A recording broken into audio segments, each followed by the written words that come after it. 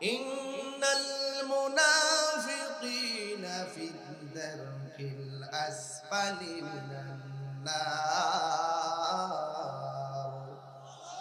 আল্লাহ রাব্বুল আলামিন বলেন, নিশ্চয়ই মুনাফিক যারা, এরা জাহান্নামের সর্বনিম্ন স্তরে বাস করবে।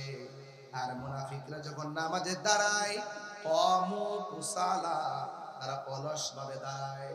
ইউরাউনান নাসা, এরা মানুষদের দেখাইবার জন্য নামাজ পড়ে।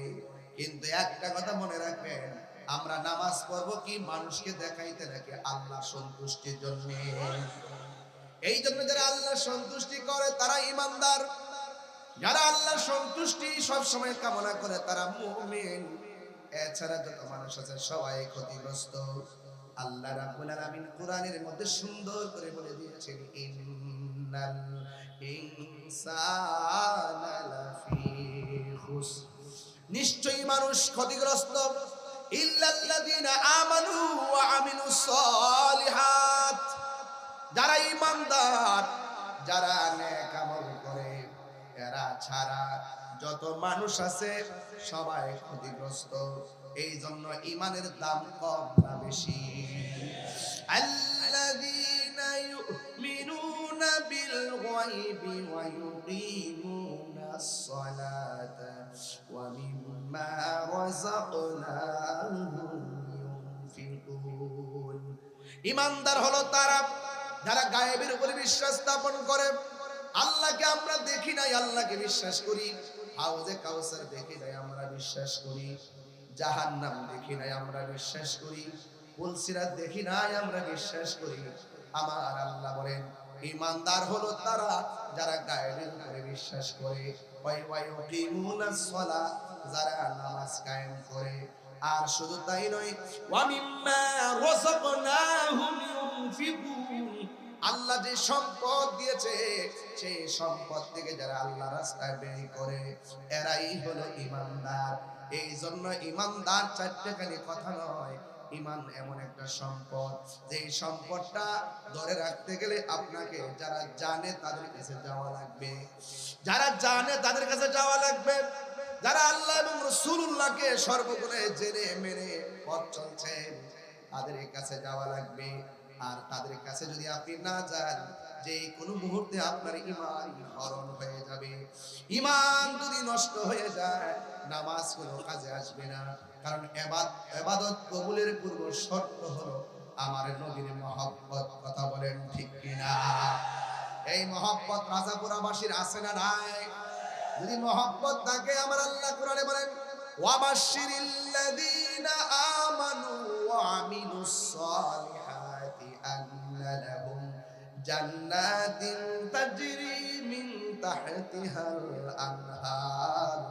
আমার আল্লাহ বলেন, যারা ঈমানদার হবে, যারা নেক আমল করবে, আল্লাহ রাব্বুল আলামিন তাদের জন্য জান্নাতের শুভ সংবাদ দিয়ে দিয়েছেন। এই জন্য আমার রাজাপুরের বাবা জবান খুলে বলো, জান্নাত দেওয়ার মালিক কে? ওই জান্নাতের আশা যারা করে, এরা সব সময় আল্লাহকে ভয় করে। আল্লাহকে ভয় করে যারা চলে, তারা ওলি আল্লাহ হয়ে যায়। দেখেন ম্যাক্সিমাম মানুষ ওলি আল্লাহ হয় যারা আল্লাহকে ভয় করে গুনার কাজ ছেড়ে দেয়। যা কেউ দেখে না, জবান খুলে বলেন দেখে কে? ওই আল্লাহ রাব্বুল আলামিনকে ভয় করা লাগবে। আল্লাহর ওলি যদি হতে চান, মুমিন বান্দা যদি হতে চান, আর যে ব্যক্তি মুমিন হয়ে যায়, তার ডানে মুসিবত থাকলেও, বামে মুসিবত থাকলেও, সামনে মুসিবত থাকলেও, পিছনে থাকলেও, সব দিক দিয়ে তারে অ্যাটাক করেছে ধর্মদ্রোহীরা। কিন্তু তোমার অন্তরে যদি ঈমান থাকে, দেখবা তোমাকে আমার আল্লাহ ওই অন্ধকার থেকে বের করে আলোর দিকে নিয়ে যাবে। আল্লাহু ওয়ালিয়ুল্লাযীনা আমানু ইউখরিজুহুম মিনাজ যুলুমাতি ইলান নূর। আল্লাহ রাব্বুল আলামিনকে ভয় করে লাভ আছে না নাই? শুধুমাত্র তাই নয়, আল্লাহর বন্ধু যারা হবে অবশ্যই তাদেরকে ঈমানওয়ালা হতে হবে। ঈমানদার ছাড়া, ঈমান ছাড়া আল্লাহর ওলি হওয়া যায় না। আর আল্লাহকে যারা ভয় করে তারাই ওলি হয়। এই জন্য আমার ভাইয়েরা, আল্লাহর ভয়টা কেমন হতে হবে? নীরবে নীরবে নীরবে নীরবে খালের পার থাকেন, নদীর পারে থাকেন, ঘরের দরজা বন্ধ করে ভিতরে থাকেন, আর মনে মনে ভাবতেছেন আমি ঘরের ভিতরে একটা অন্যায় করলে কেউ আমারে দেখবে না, আমি নদীর পারে গিয়া বাবাই আবার নেশা করলে আমাকে কেউ দেখবে না, আমি হারাম খাইলে আমাকে কেউ দেখবে না। মনে মনে ভেবে মুখের ভিতরে হারাম দ্রব্যটা নেওয়ার পর হঠাৎ করে মনে হয়ে গেল আমাকে এই পৃথিবীর কেউ দেখে না, আমাদেরকে একজন দেখে, তিনি কে? ওই আল্লাহ আমাদেরকে দেখে। এই চিন্তা কইরা যারা হারাম দ্রব্যটা মুখ থেকে ডিল মেরে দূরে ফালাইয়া দেয়, আল্লাহর হাবিব বলেন হাসরের ময়দানে 7 প্রকারের মানুষকে আমার আল্লাহ আরশে আজিমের নিচে ছায়া দান করবেন। এর মধ্যে এক শ্রেণী হলো যারা গুনাহ, আল্লাহকে ভয় করে গুনার কাজ ছেড়ে দেয়, এদেরকে আমার আল্লাহ আরশে আজিমের নিচে ছায়া দিয়ে দেবে।